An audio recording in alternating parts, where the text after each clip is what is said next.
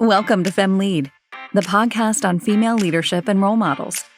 This show aims to inspire and equip you with the tools you need to navigate your career plans. Femme Lead brings inspiring career perspectives and strategies to guide your path to success.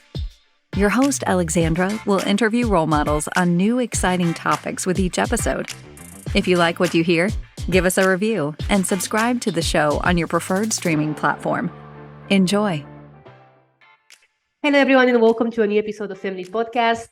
I'm so excited. This one is very, very special, and I know I say that about all of the episodes, but this episode really is because for the first time ever, I'm having a friend here at Femme Lead Podcast as a guest speaker. She's really amazing. She's really a source of inspiration for me and a role model on what passion means and what it can help you build and achieve. So without further ado, let me tell you about Alina Engel, the co-founder of Hooves, an app that brings horses, one of the most expensive sports in the world, into the sharing economy. Alina has a fantastic entrepreneurial journey, and she will discuss the ups and downs of being a founder, as well as the decision to close the business in 2020. Before COVID-19 forced them to shut down Hooves, the app had 35,000 horses registered. Alina found out early in her career that her strength is with people-facing roles, so she constantly focused on building relationships and was driven to look for commercial impact. She mentioned that after Hooves, she was feeling lost and took the time to consider her next step. She then worked for OBI Squared as a venture architect on creating cutting-edge business models and startup collaborations. Now, Alina's working for Meta, the mother company of Facebook and Instagram, firstly as a client partner working with exponential growth clients in EdTech and MedTech, and more recently in business development. Alina will deep dive into how she used her top skills of building relationships with strategic partners from users and investors in a startup to clients and stakeholders in a corporate world. I'm super excited to welcome Alina today with us. This is gonna be really a fun episode, so enjoy. Welcome, Alina. How are you today? Hello, very good, thank you. How are you? I'm great. I'm super excited. We're finally doing this. It's been a while, and it's been a while in the making that we're gonna have this interview. We've been trying. So for context, Alina and I know each other for a few years. We met in Denmark. Now Alina is based in Germany, and we've been friends for a while, and we know of each other's journeys very well. And a while ago, I reached out and said, Alina, we should have an interview and talk about our experiences. Alina started a startup. Now she works in corporate. She moved countries again. You already lived in like 4 or 5 countries anyway, so you have a lot of international experience. And I was like, why don't I interview my friend? Because we have so many cool things to discuss that I think both of us can contribute to. And I think a lot of the audience will resonate with the ups and downs of the journey, especially your journey, Alina, in entrepreneurship and the lessons that you are going to share with us today. For context, I actually, we did have a panel together maybe 4 years ago or something like that. Something like that, yeah. And that was the first time I remember being very impressed by your speech and by your thought process in sharing your entrepreneurship journey. So I look forward to everybody now listening to it in a new context at Femme Lead. So welcome again. Let's deep dive into your career path. Let's deep dive into your experience. And today we're going to talk about startup and corporate life. What are the differences? What are the surprises? And also what changed with moving from a startup setup to a corporate. So let's start by sharing more about your entrepreneurship journey, because that's how we met. And also that's how you were very much, I would say, identified with in Denmark for a while. Yeah, definitely. That was quite the journey. Yeah, so I moved to Copenhagen in 2015. That was basically for the master's in innovation management and business development. So I kind of got a hang of the startup world in an internship that I did prior in Berlin, like Berlin of all places, the startup capital within Europe. And then, started studying, had a really good time, and met actually my co-founder or future co-founder, Suvi.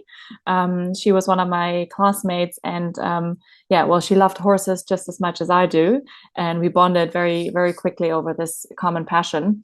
And she had this idea of sharing horses the right way in her head for a long time. And then at some point approached me as like, hey, I have this idea, sharing horses, in the digital area. And we basically started the next day building a presentation, putting our ideas on paper, and getting started with Hooves.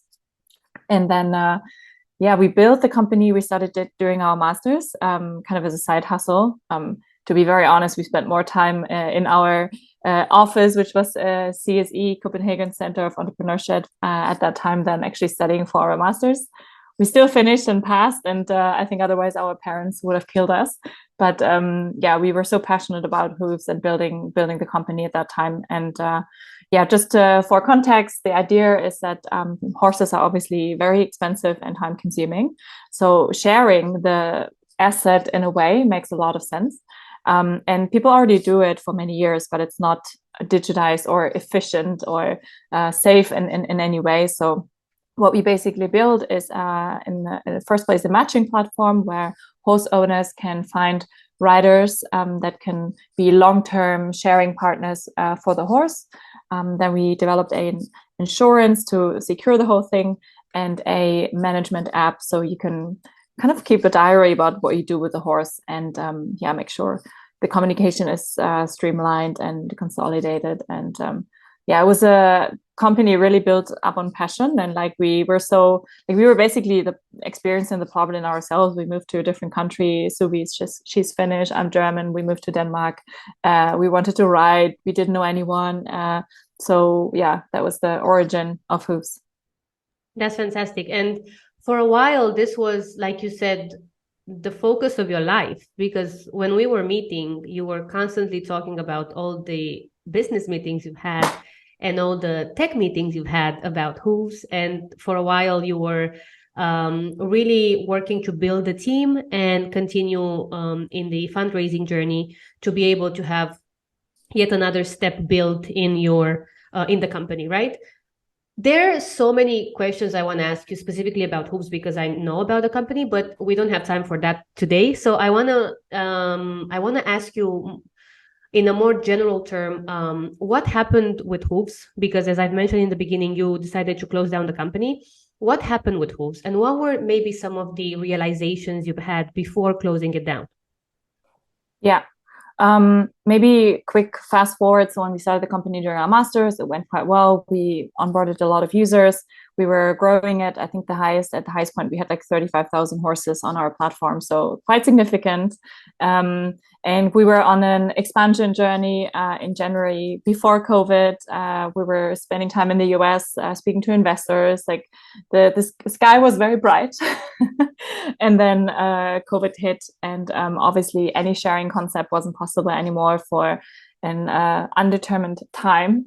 And we couldn't keep on the growth, and like the whole thing just kind of fell apart. And we eventually closed down the company. So I can definitely say we've done the whole loop: opening the company, building it up, building a team, having users, and then also closing down the whole thing.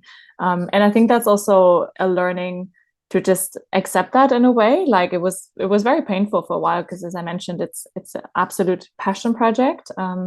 But things happen, and sometimes they're just not in your hands and you cannot influence them. And a pandemic coming around the corner is not something you can influence, obviously. Of course not. And it's, maybe for some of the listeners is the first time they hear about a business shutting down because of the results of a pandemic. Because of course, a lot of things were on pause, and a lot of small businesses had suffered. But, after a year or so, there were signs that things will improve. And on that note, I want to ask you, why didn't you put on hold the company? Because you could have also put it on hold for now and then come back at it. Did you consider that? Yeah, for sure. I think at some point, so first of all, as like some people know that work with tech, like if you don't maintain tech and like the code base, like it becomes outdated and becomes like, bugs happen. So even though it seems like you've built an app, you put it online, like you still need to maintain it. And since we were not actively working on the company, we knew at some point that was going to happen. At the point where it seemed like there was, and there was light at the end of the tunnel with the pandemic. So we both of us had like moved on to our next challenges, and we had to let our team go. So that's kind of, if that's gone, especially the engineering teams, is very, very tough to start up again. And in a way, it just felt like, okay, it's okay. This was a really, really important and great chapter in our lives, but it's also fine to move on. And this is just how it is right now. And so in the end, we made the decision to shut it down. And that's very brave, because I think, especially when it comes to passion and building a company that becomes your baby. And, we've all heard about the expression, kill your darling, so that you don't fall in love with your own entrepreneurial idea. But at the same time, it's very hard once you do get results to not stick to the idea and be like, okay, maybe next time, maybe under a new concept, maybe a new brand, it will look differently. And I know a couple of entrepreneurs that have tried the same key idea in different pivots, and they have started it over and over and over again, and they keep doing it. And, sometimes I wonder where's the drive from, because it's sometimes you don't get a salary for years and you kind of are constantly invested in the company. So deciding to close the company and move on and know that this was a phase that gave me a lot of insights, a lot of learnings, a lot of experience, but now it's time to move on to other challenges, I think is very brave. So congrats to you and Suvi for deciding to actually put an end, but also take it as a lesson, close the chapter, and move on with this experience to do even greater things. I think that's a very good reflection from your side as well to share with everybody. That is not the end of the road. It was just a chapter that came to an end quite naturally at a certain point in time. Yeah, for sure.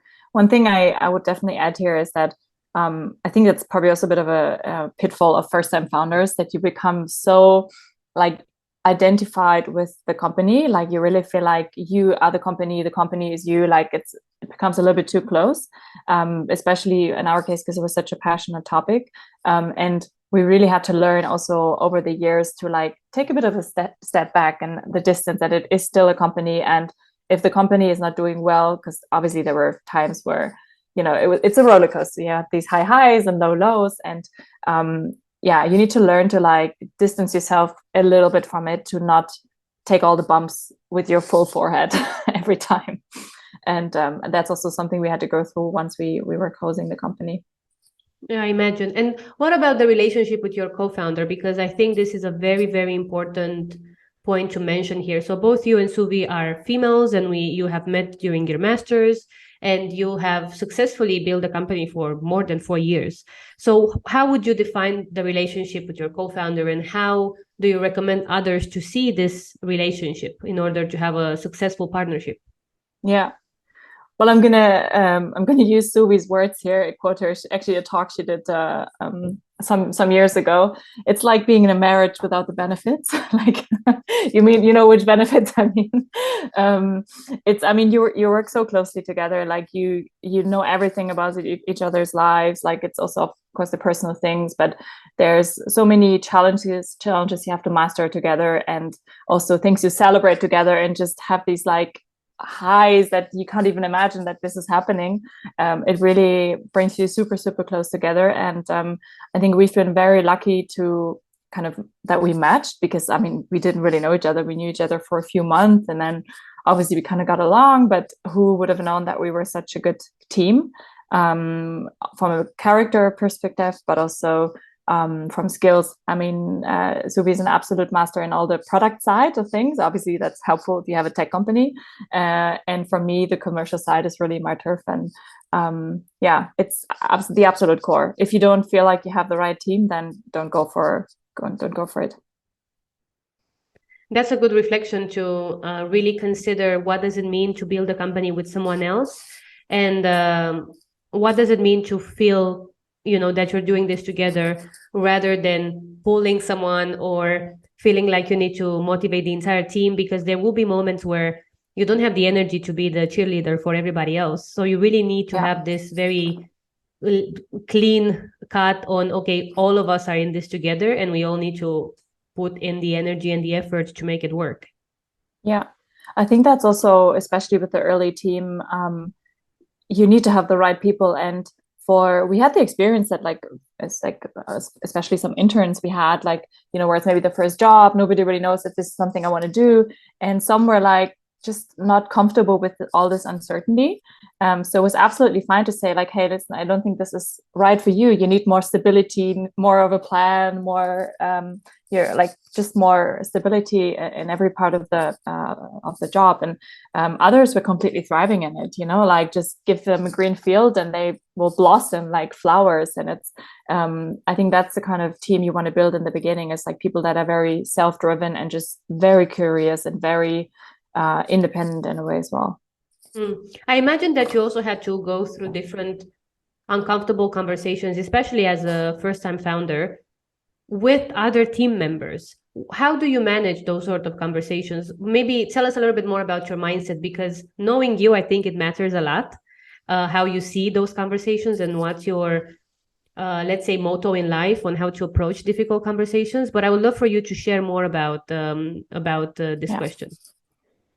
So two things I would like to mention. I mean, on the one hand, it's the relationship with the founders. So with Suvi, we actually had a monthly founders walk. I think that's how we called it, like a fixed appointment in the calendar where we would take an hour just walking around, going for a coffee and really reflecting on how we feel, how are things going? Are we happy with how we're working together at this time? Are there any any roadblocks? So just being really, really open and transparent. And then on the other hand, with the team, we also had these monthly check-ins. It was really about having an open communication channel. And of course, there were difficult conversations with everyone, with founders, with the team, with investors. And for me, it was always core to just really prepare, like take the time beforehand to think of like, what do I want to bring across? What's my message? How do I want to deliver it? And then, try to find the right words and also just be understanding and listen. And I mean, we were kind of put into like a leader seat naturally because the company was growing and we were still quite junior, we're still studying. And I always approached it in a way like, how would I want to be treated? Like if somebody talks to me and wants to deliver maybe a difficult message, how would I want to receive it? That's kind of I try to like put myself into the seat of the other person, and that really helped me in many ways. And it's also a humbling exercise to consider that in general, it doesn't matter, your position, but how cool it is that you really looked at it the human way and thought about the fact that no one wants to be in this situation. No one likes uncomfortable conversations. No one does it on purpose, that they tell you like a difficult message, they deliver something difficult. But the way you say it and the way you approach it can really make a difference for the other person. And it can really make them feel that you care. But of course, things need to move forward and things need to progress. And sometimes it's not the right fit, or sometimes you don't have enough money, or sometimes they're not going to make the cut on the next event or whatever the setup is. And the way you deliver it, of course, makes a big difference to how the other person receives it. So I think it's a great reflection that you took the time to prepare and not just went into a room and said, okay, change my mind now. This is what we're going to do. Because like you said, it's already an uncertain setup in a startup. And the way that you create psychological safety really comes more from the perspective of the founder and the team and the founders, how they interact with each other and with others. There's nothing stable outside that. Everything is shifting, right? So it's really key to prepare and to be honestly open about the situation and transparent about the struggles.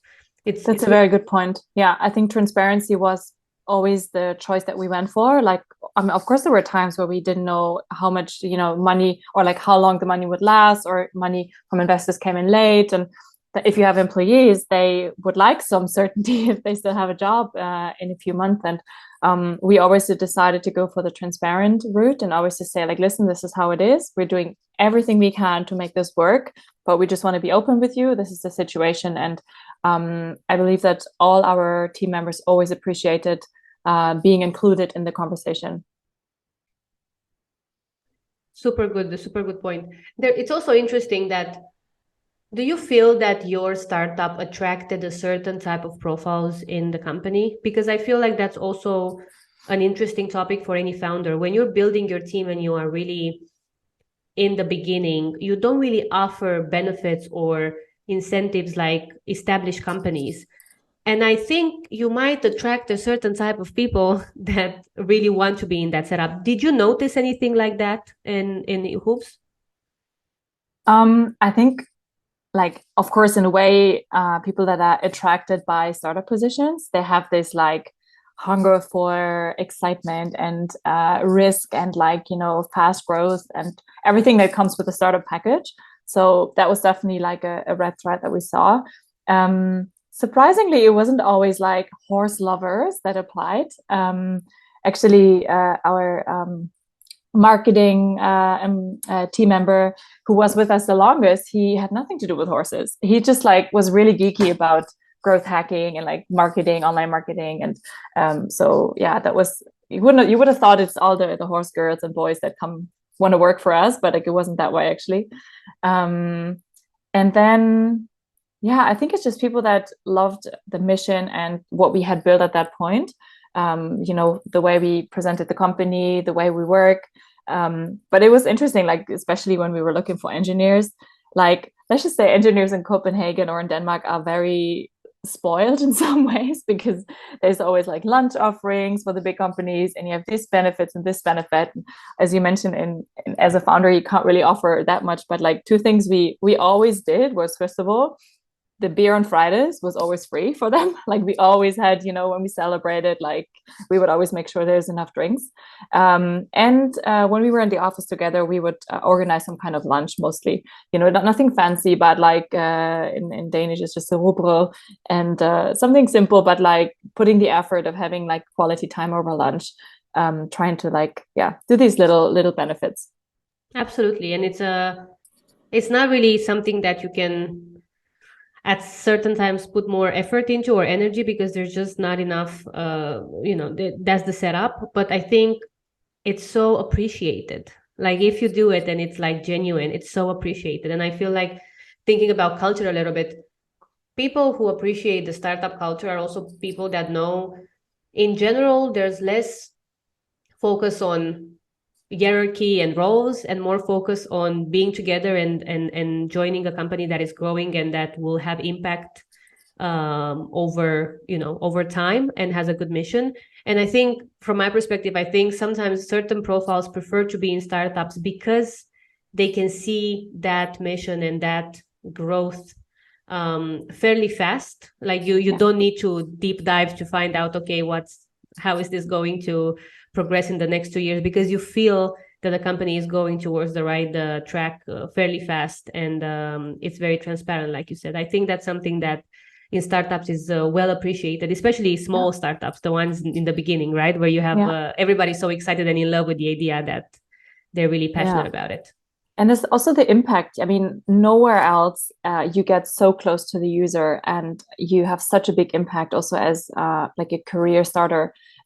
If you don't need much experience, like if you're just hungry to learn and you put in the effort and like you find the resources to learn things fast, like I think nowhere else than in the startup world you can get to work and like get to results so fast and get responsibility very early. And that's just a great feeling. I mean, I remember having like some of the meetings you mentioned in the beginning, like the people we were sitting at the same table with during our masters for business reason, that was just amazing. I mean, I would have never thought, you know, it's like from the C-suite of like potential partners or investors or just very aspiring entrepreneurs. I mean, that was an absolute pleasure. And yeah, that was just amazing that we got to connect with these kind of people. Fantastic. And looking back now, because you've been through this journey for a few years, and like you said, you've also moved on. Would you do it again? Oh, 100%. Definitely. Yeah, it's just, I mean, like as I mentioned, especially early on in the career, like this is just, for me, it was the best way to learn as much as possible in a short amount of time. And I mean, in that time, you don't really have any, like when we were still studying, we didn't have like much responsibilities in a way besides making our studies and somehow paying rent. But otherwise, you're kind of free and you're like, yeah, uh, you have so many opportunities to just like pursue your interests and passions. And yeah, that was a great time to experience this startup journey. That's fantastic. What is like one big lesson or the overarching lesson of your entrepreneurial journey? Something that you feel this is the motto from this 4 years. I would actually like to say two. So one, I mean, we already touched upon it. It's all about the people. Like you need to be with the right people and just make sure the core, which is the people, is right and everyone's on the same line. Everyone's happy. You're in the same boat. Because you're going to be spending a lot of time together. And the second one is like you can literally learn anything. I mean, when we started off, like one little story I can tell, we were having a conversation with our first, well, then investor, but it was the first meeting. And he was all the time talking about like MVP. And like Suvi and I were sitting there, we're like, most valuable player, like who is he talking about? And we were like, okay, let's Google this after. So we literally Googled like MVP startup. And there's like, yeah, minimum viable product. That makes sense. So we basically had no idea if you think about it. And yeah, you can learn anything. You just need to surround yourself with the right people and be curious and put in the effort. And yeah, that was That's so funny. Yeah. I love it. And it also illustrates the reality of the journey within business development and within generally commercial and business planning. Sometimes you end up in situations where the other person assumes that you know everything about their expertise. So you meet someone from finance and they start telling you all of these numbers and all of this acronyms, and you're like, what does it mean? And then you kind of make your own reflections and you try to keep up, but the truth is that you need to go home and research. And that's why it's very important to have in the team people that focus on different fields and in different industries, because there's no way that you will know everything about the business setup. You might be, like you said, you were more commercially driven, but then Suvi was the one that was focused on the product. So I'm sure she knows more acronyms in the product world than you know. And, for sure. It's just how it goes. So it's really important to note that you don't need to know everything, but of course you need to have a team that focuses on the important parts of building a business. And that's really, really key to success, and to have these successful meetings ending up in no confusion at the end, right?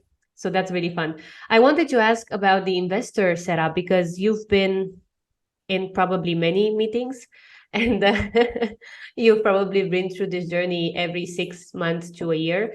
How do you reflect now on, well, first of all, the experience of having to fundraise, because that's a whole setup in itself, right? The whole experience in itself. And did you ever notice any differences between how men and how female fundraise? Because I think that's also an interesting point to bring to this discussion. Yeah, 100%. I think first thing I want to mention is that we were very blessed with the first investors that we could convince.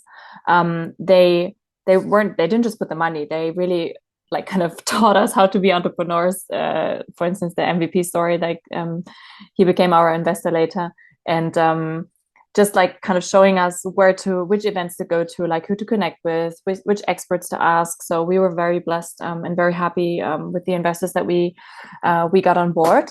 Well, the fundraising journey, I would say it was like a never ending story. We never did like, one big round and then we were like, we had peace for 2 years. Like we were never able to do that. And I think that was also something that just took a lot of energy, because all the time you spend away from your company pitching to investors is away from the product, away from your users.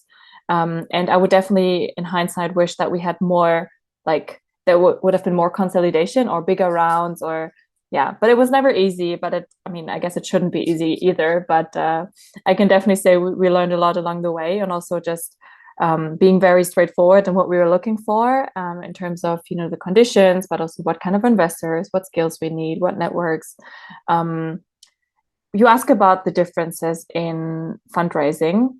In a way, like I would say Subi and I, we were the right people to build this company because we were in the target group. So like, how weird would it be if like two like white guys out of business school would build a company about sharing horses that had never ridden a horse?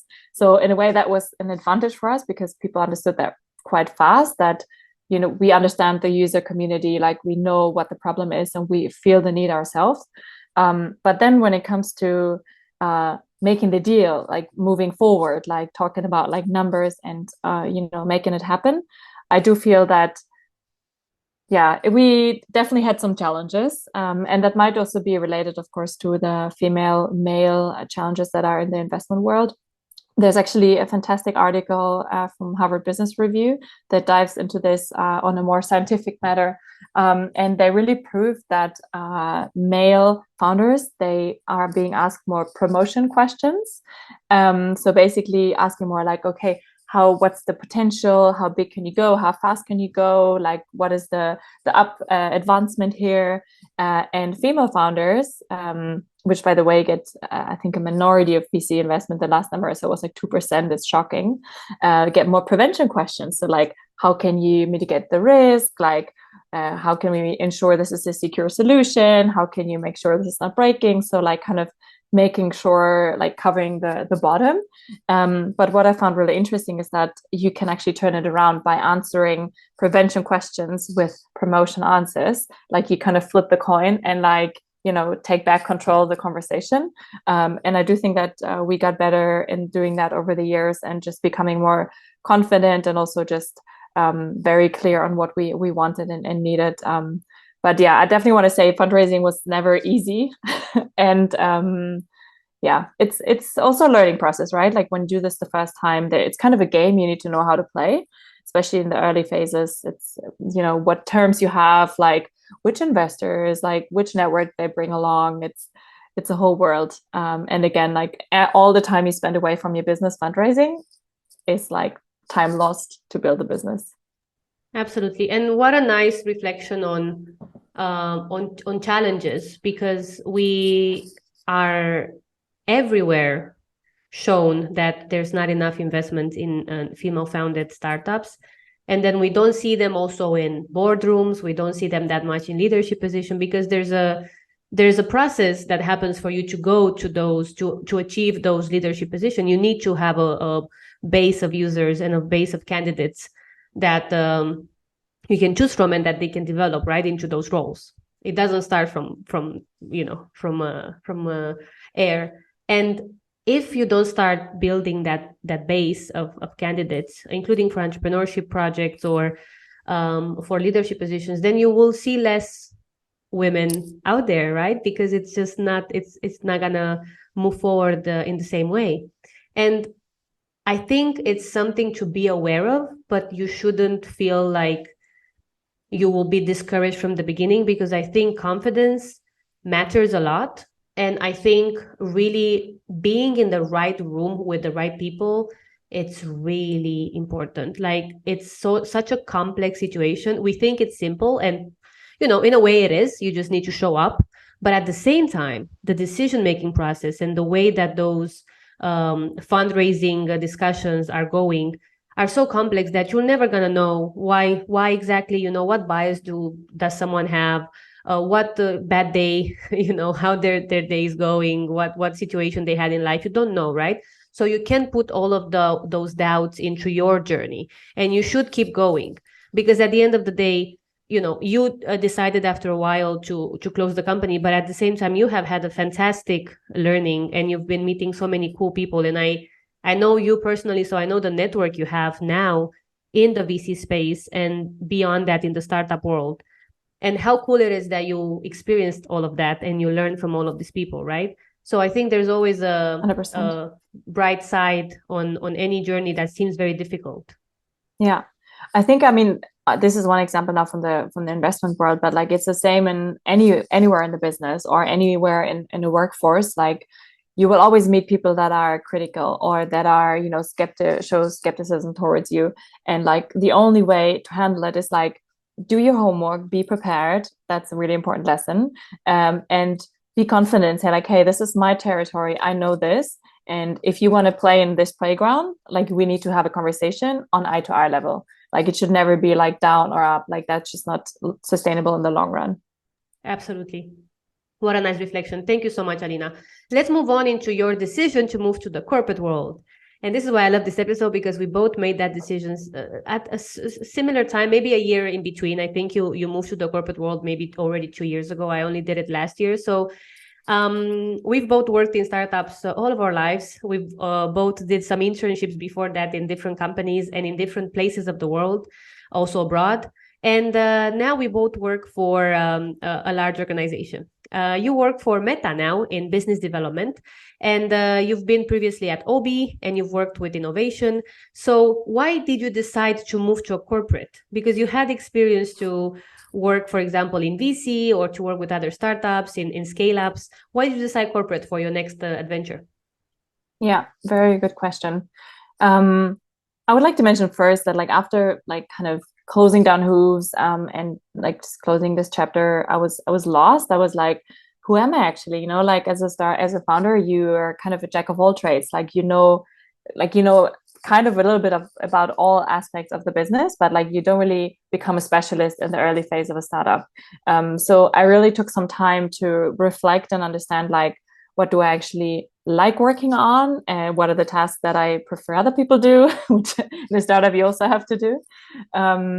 And I worked with a coach, for instance, to help me reflect on like kind of zoom out and like on a meta level, that's kind of like on a higher level to understand like what is my kind of longer term strategy, what do I still want to learn, like who are the people I want to connect with, and that really helped me just kind of zooming out really.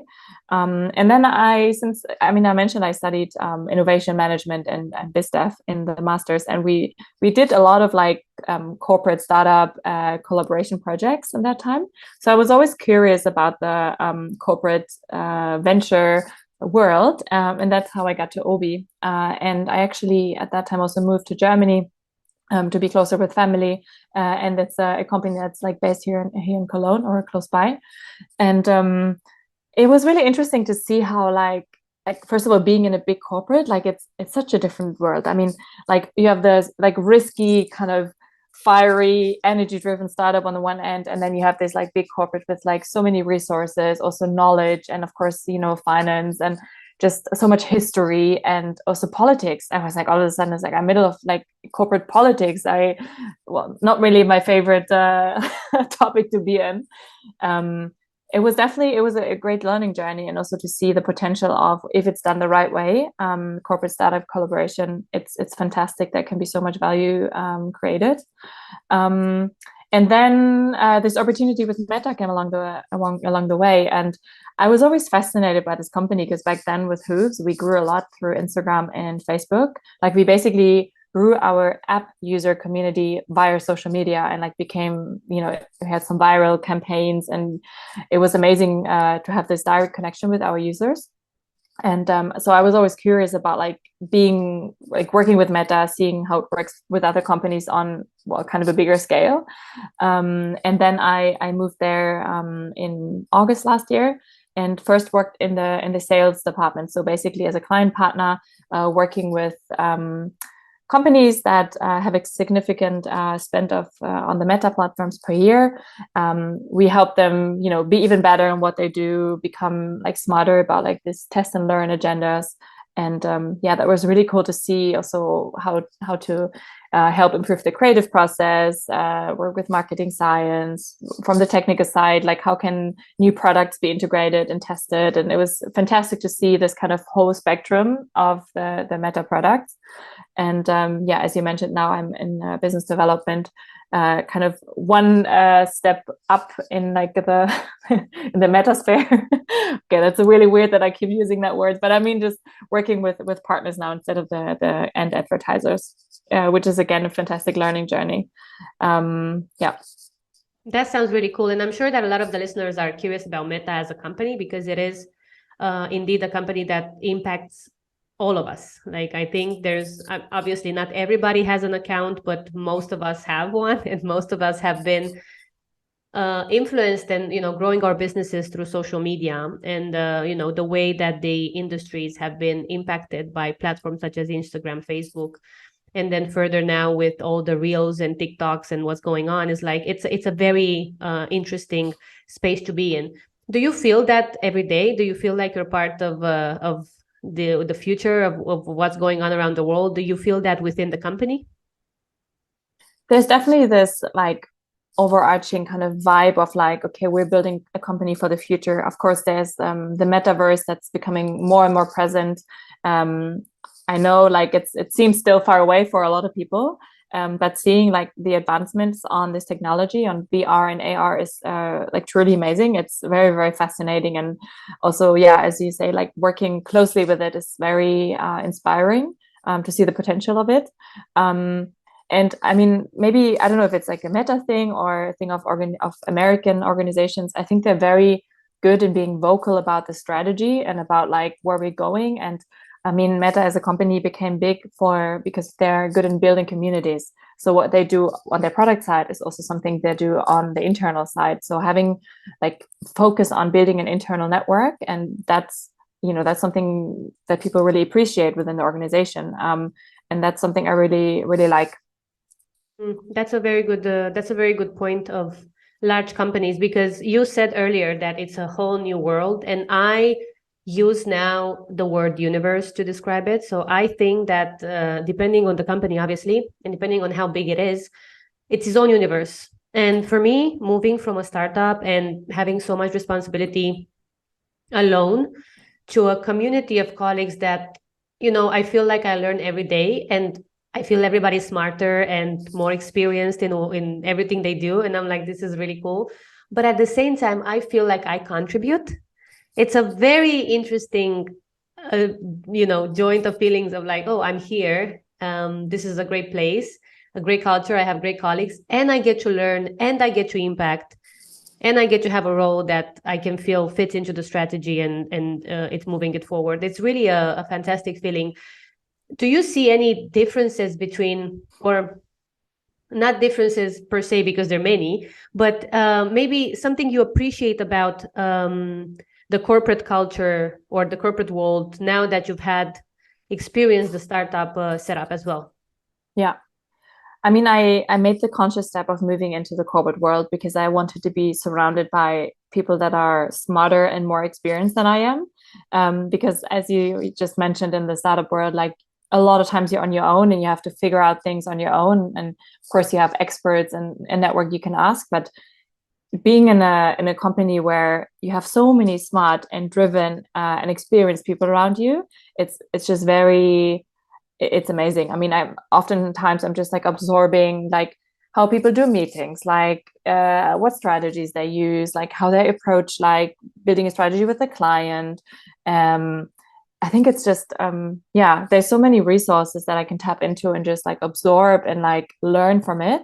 I think that's just that's kind of how I decided my next few years and the past few should be, is just being in an environment where it's constant learning without me always reaching out to be able to learn. I don't know if that makes sense. That's a very good reflection on how to, let's say, stabilize a period of your life and be like, because it's not specific. You're not saying I want to be at this company or that role forever, but you're saying the context needs to be challenging enough for me to feel like I learn and I'm improving myself without having to use the energy that I would otherwise use to learn and to meet and to get all of this information. But I'm not using it to reach out for things like fundraising or getting access, because in the startup world, you need to get access to all of these VC communities, and you need to be introduced. And that's a lot of energy. But once you're in a bigger setup, you already have the stage or the platform. You need to connect and you need to kind of find the topic of discussion, right? But that's different. So it's a very good reflection, I think. 100%. And I mean, it doesn't mean that you're kind of, it's very narrow what you do, or like people tell you what to do all the time. Not at all, actually.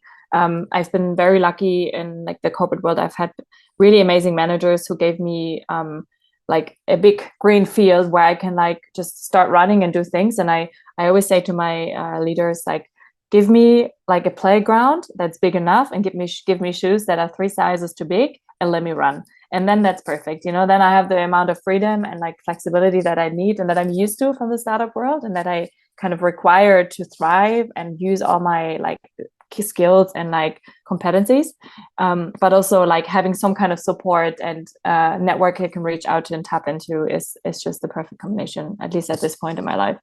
Fantastic. Yeah, very good point.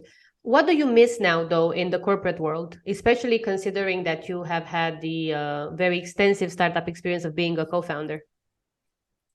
I mean, that's the thrill. These like high highs and low lows you get in the startup world, like it's just like something unique. I remember the moment when we released our first version of the app into the App Store and people started downloading the app. And like, this was just insane. Like, we couldn't believe it. Like, people actually started using our product that we put in so much like love, sweat, and work into. And or this moment when you like close a funding round and you know you'll be fine for another few months, and or if another team member just growing that you know you kind of helped shaping, and it's just like, it's amazing. I mean, this, you don't get these high highs because you don't have the full load of responsibility in the corporate, which is again just a different stage or a different kind of setup. But yeah, this like kind of feeling of like you can change the history of this company at any time in the year. It's just amazing. I mean, with Hooves, like it was about like finding this one right investor, and finding this like super user that's going to bring us new users in the whole of Italy, or it could be, you know, like just making that exactly right phone call to change the history of the company. And like, you don't have that with a big company. You're just like a tiny person in a big organization. Yeah, that's definitely something I miss a little bit, for sure. Yeah, that's a very good point. The thrills of having to do those moments, having to be the person that makes those moments happen is something that in a large organization, someone has a whole team to do with. And that's also something that sometimes I'm really impressed by, you know, and I really appreciate that it exists, you know, like a base and a structure of how things are done. It's actually something that I appreciate, but I can also see how once you're used to having those aha moments with your own product, is like a whole different story, right? It's a different feeling and it's a different excitement about what you can achieve next. Yeah. So I think a lot of the listeners who are entrepreneurs can understand that moment when you get a phone call and you get the funds. You're like, okay, we're gonna be okay for the next 6 months. This is really a fantastic day. But I think also, I mean, like having this kind of inner like hunger for this thrill from the startup world, bringing that to the corporate world is something special. And that's also, you probably have the same experience, that people like they love this energy, because if you've been in the corporate world for a long time, like you might have, like the fire might have got a little smaller, let's say it like that. And I remember sometime beginning or end of last year, I was one of the clients I was working with had a really good Q4, and because we did a bunch of projects together, and I was so happy with them. Like, we literally did like a celebration, and I was like sincerely so happy, because I knew how it feels if you're in that seat in the company and you have a lot of pressure from like your investors or leaders, and just like seeing this team succeed, it was just amazing. And I mean, you still have these moments in corporates, but it's just a different version, I would say. Yeah, what a beautiful reflection.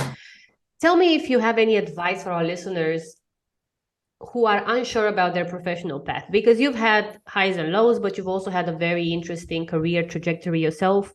You're very ambitious. You're also, I would say, fearless. I see you everywhere, and I know you've done a lot of this uncomfortable. You've been in uncomfortable situations, and you've done a lot of these conversations where you might feel like, okay, now I really need to do my best. Like, I'm here. This is my one chance, and that's a lot of pressure. And yet you are very calm. I've never really seen you upset in the whatever upset means. Like, I've never really seen you completely upset. So tell me, what can you share with our audience about finding your trajectory in your professional life? What did you reflect on here? Yeah, two things. I think firstly, just kind of have some general trust and that it's all going to be fine. Trust the process. Like sometimes doesn't seem easy or doesn't seem obvious, but like there's something is going to happen and eventually it's going to be fine. So like, yeah, especially also maybe in corporates, like we talked about it earlier before the podcast, there's some things that are just not in your hand. Like you cannot influence it. So if this is the case, like don't be upset about it. But on the other hand, like be active, like be proactive about shaping your career. I think Anda, you're actually like a grand example of this. I remember we had a conversation like a few years ago and you were like thinking about doing a podcast. And then a few months later, I was like, okay, this is the first episode. Wow, she really just made it happen. And I think that is just an amazing example of taking charge and like taking the driver's seat in your career. And in fact, actually any other part of your life as well. And yeah, thinking of like, what do I want to do? And then reflecting, okay, what are the next steps to how to get there? Who can I ask for help? That's a really important one. Speak to people. For instance, I was brainstorming about maybe joining a VC at some point. So what I did is like reaching out to my friends that work in VCs and hear, how is the work? Like, how is it really? Like, give me the juicy stuff, right? So yeah, being kind of trust the process. Like, don't freak out. It's all going to be fine eventually. Be proactive about it. Don't just like sit back and, be cautious and I was like, oh my God, it's going to happen. Like do something about it. Like, and then, yeah, use the people around you, like speak to people. There's a great amount of knowledge around you probably. Absolutely. I couldn't have said it better. Thank you so much, Alina. That was really great advice. And now to sum up before we go to the final 5 fire questions. If you could, would you change anything looking back? In a nutshell, no. But like one thing I would not do again is like kind of risk my basis at some point when money gets tight. As I said, leaders eat last. When money gets tight, founders cut their paycheck. And there were a few months where I didn't know how to pay my rent the following month. And that just put a whole nother amount of stress on you. Like that's just going to the core of like your basics that you need to have figured out. And I mean, at that time I was working 3 jobs. I was doing Hooves during the week. Then I was in the nights, I was working in restaurants and bars, and I was working as a photographer on the weekend. So just kind of trying to make it work. And that got to a point where I was just like this pure stress that like would keep me from being able to focus on my actual mission, which was Hooves. And I would always in the future make sure I have my base covered and I can pay rent and I can eat. So that's a good learning for sure. Absolutely. But I'm happy you mentioned that because I think people don't understand sometimes what does it mean to be an entrepreneur, or maybe they're not in the situation where they need to be in this situation with, cutting their own salary for a few months to make sure that the company survives. Yeah. And that's really stressful. And not everybody has a safety net of, I can have someone help me or, I can stay with my parents or whatever, especially if you live abroad. It's a whole different dimension of stress that you, first of all, don't talk about because you don't want to go around say, oh, I'm in this fairly desperate situation. But you also need to constantly be on the move to find out solutions. And that takes the energy from you focusing on your business. Yeah. So it's really it can become a vicious circle if you don't prioritize it. I'm happy you've mentioned that. Yeah, no, for sure. But otherwise, like, let's go for the roller coaster again. Sounds really fun. Thank you so much, Alina. I'm happy you share all of these details. I think it makes a very big difference. Let's close up with the final 5 fire questions. And let me ask you, what is one book that you think everyone should read? Actually, the one I'm reading right now, I'm almost done. I have it here. It's The Culture Map by Erin Meyer. Have you read it? I think there've been at least 3 other guests that have mentioned this book. So I'm very happy you say it. I think we should definitely link it as well. Yeah, that's a great idea. I think it's just, for anyone who works with different cultures, or actually anyone should like read this. Like it's very, very interesting to put kind of yourself into a perspective in comparison to other cultures and countries. It's fantastic. Also just kind of easy to read. Great. What is the best piece of advice that you have ever received? Trust the process. It's all going to be fine. I think I love it. It doesn't help if you freak out. Like easy and it will calm, be fine. Yes, that's the solution. Great. Who is your role model? I thought about that one a lot. I don't have one specific person. I really take I'm inspired by a lot of people around me.